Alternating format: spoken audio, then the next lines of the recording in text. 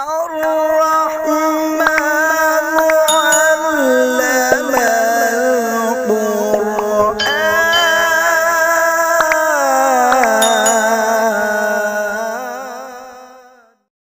بسم الله الرحمن الرحيم. عن أنس رضي الله تعالى عنه عن النبي صلى الله عليه وسلم قال: يقول الله تعالى: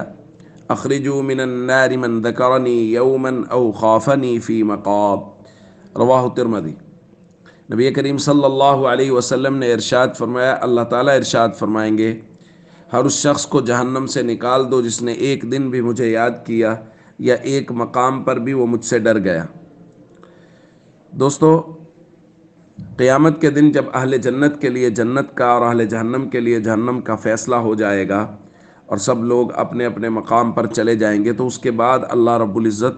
کچھ لوگوں کو جہنم سے نکالیں گے،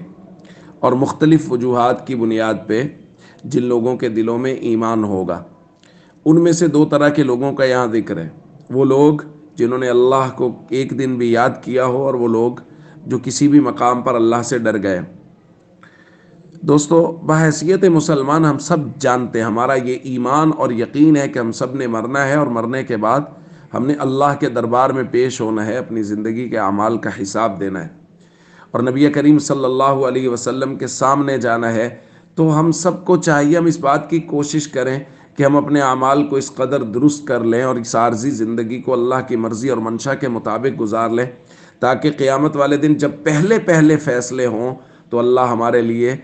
جنتی ہونے کا فیصلہ فرمائیں، اور ہمیں نبی کریم صلی اللہ علیہ وسلم کے سامنے شرمندہ نہ ہونا پڑے۔ خدا نخواستہ ایسا نہ ہو کہ نبی کریم صلی اللہ علیہ وسلم ہمیں دیکھیں اور دیکھ کر فرمائیں کہ تمہیں میں محمد صلی اللہ علیہ وسلم کی راتوں کی آہیں اور سسکیاں بھی یاد نہ رہیں، اور تم نماز سے ہمیشہ غافل رہے، اور تمہیں میری وہ نمازیں بھی یاد نہ رہیں جو میں نے مرض الوفات میں اس طرح پڑھی کہ مسجد میں گیا اور پاؤں زمین پر لگ رہے تھے، یعنی گھسٹ رہے تھے، پاؤں زمین پر چل نہیں رہے تھے،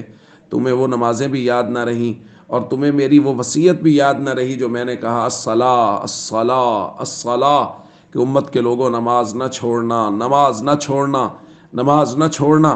خدا نخواستہ نبی کریم صلی اللہ علیہ وسلم کے سامنے ہم شرمندہ نہ ہوں، اس لیے ہم سب کو چاہیے نماز کی پابندی کریں، فرائض اور ارکان اسلام کی پابندی کریں، اور ایسا بننے کی کوشش کریں کہ اللہ قیامت کے دن وہ لوگ جو سب سے پہلے جنت میں داخل ہوں گے، اللہ ان میں ہمارا شمار فرمائے۔